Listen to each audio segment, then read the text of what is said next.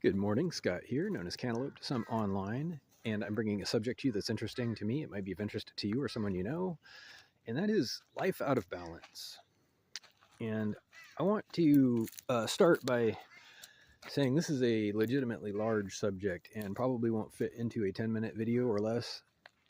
I do my best to boil things down into the most essential points when I cover something, but this one might just be a multi-part by nature.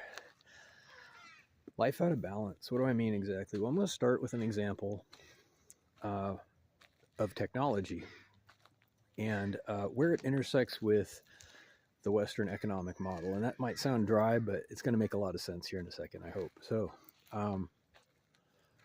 we've all heard of the open market. We've heard of selling things, buying things, trading things, and making money, obviously.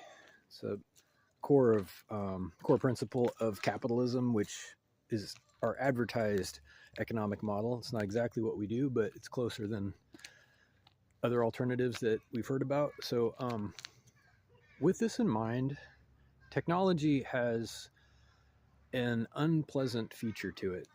Hear me out. So, what I mean by that is technology, like many products that are eventually sold, invented, produced, mass produced, distributed, and sold, becomes exhaustive. And I mean, we end up making everything to see what sticks. This is a problem.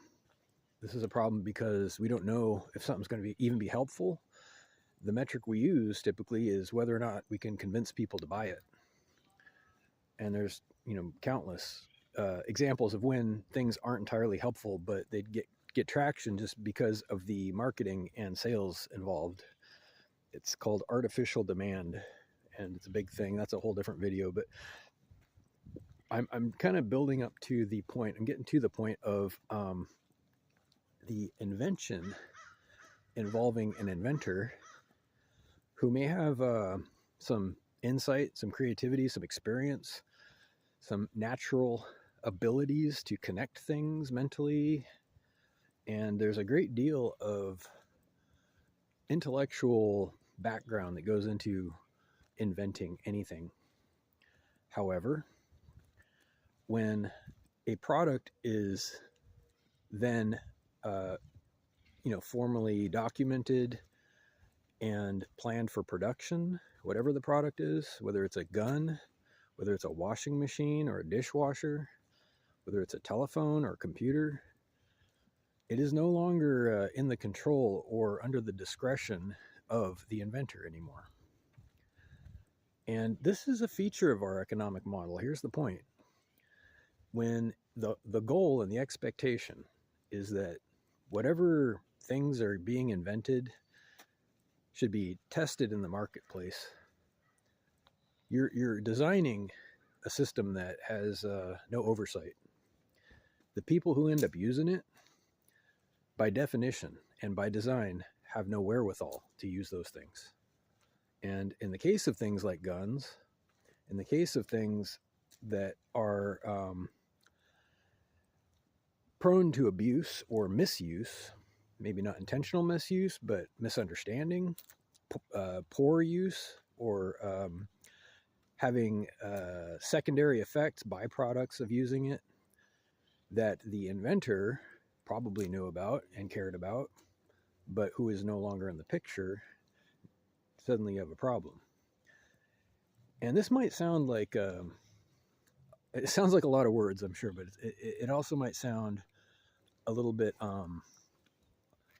worried for nothing, because we see plenty of examples of when products work just fine. And I'll give you that. Most products are perfectly safe. But I'm going to make another specific example real quick. So consider digital technology and the evolution it's undergone, especially recently in the last 20 or 30 years, with computers, networks, and in particular, audio video technology with cameras and recorders, video cameras, and now it's all obviously combined into a single device for most people on their telephone. Consider that the inventors of this stuff even if they fully wrap their heads around the implications and the pitfalls, the hazards, the trade-offs, whatever insight and knowledge they may have had, it isn't even involved in the supply chain. It's that once they've invented it, they may have retired long ago. They're not doing it. They're not the users. They aren't the ones using it anymore, unfortunately. And our economic model, again, for the last time, expects literally anybody who shows up with enough dollar bills in their hand to be qualified to use whatever they produce. So what we're seeing here, and I'm going to get real specific, is a trend away from nature. Okay, well, that sounds awkward, I get it. But it's the best way to describe it when a whole class of people that includes about half of the people, half of the population, that is to say females, are now suddenly, very suddenly, in terms of cosmic time or evolutionary time, able for the first time in human history to support themselves just by owning a camera. You may know where this is going. You may already know where I'm going with this. So it's not even a complaint. I'm not complaining. What I'm saying is it is a force that is throwing life as we know it, as we have known it, out of balance. You're seeing a disruption in the social fabric that has never been here before. And when you have a new feature, a new influence on this level, where you have an economic system that expects people to pay their bills, to earn a living, and at the same time you're introducing technology that enables half the population to do it effortlessly with a new technology, it should be pretty obvious that something's going to be way out of balance all of a sudden. And it is. My point, my final point in this video, hopefully,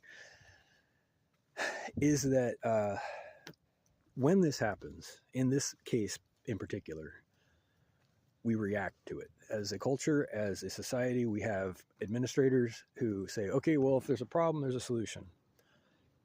God bless them. So their solution in this case is for these women who are still regarded as disadvantaged, most of them, because that's been the rhetoric. These, economically disadvantaged women, who we still call economically disadvantaged, although I'll be damned if I haven't seen one lately, or if I have seen one, excuse me. I don't mean to be rude, but the only poor women I've seen lately, and this is an aside, you're going to hate me for this, but are drug addicts, crazy women, and the elderly. And I don't think I'm wrong about that. I believe that pretty much all the other women that I've seen are not hurting so bad as they have been in the past. But pause for just a second there. I want to say that laboratories are stepping in. Laboratories for reproductive purposes. This doesn't, it might seem like a leap. It's not a leap. The answer by our administrators, by our elected officials, by our policymakers and lawmakers, is that if you don't like the situation with economics right now, you have options, medical options. Talk to your health care provider. We've got drugs and surgery, and or we have in vitro fertilization. We've got surrogate pregnancy. We've got tons of kids that need adopting.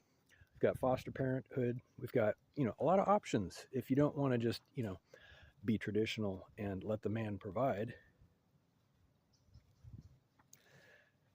So I like to be objective. I like to be fair. And maybe this is the way. I'm open to that possibility. Here's the thing. If the way forward is through laboratories, if the way forward is by design, we must build and maintain and fund laboratories for human reproduction, then my question becomes, what if the laboratories go away? What if we're genetically dependent on them somehow? And there's a problem with our economy, like there has been at least once a century for as long as we can remember. What if that continues to be the case? And if not, why would it change all of a sudden? Do you see where I'm going with this? I mean, nobody's asking these questions. Nobody's asking, why is life so far out of balance? Because they're too busy having a party. Nobody's concerned about it because they had breakfast this morning and they woke up in a comfortable house, most of them. I think until people really feel it, they don't really understand it. And I'm going to quote Biggie Smalls on this one. The hard-headed got to feel it to believe it. There's a lot of wisdom in that. The hard-headed got to feel it to believe it. So while you're voting for laboratories, while you're switching on your camera and getting all your bills paid, if you are, God bless you. I applaud you. I hear this described by women themselves as having learned the rules. They think men are angry because they learned the rules. This is literally a lyric in a song. No. I'm happy for you. I'm concerned about our direction, our mutual direction, because if the plan is to continue the way we're going, you're going to see a lot less men around. Okay. I hope everybody has a great day. Maybe something to think about. Reach out with questions or comments to whitehotrobot@gmail.com. Thank you.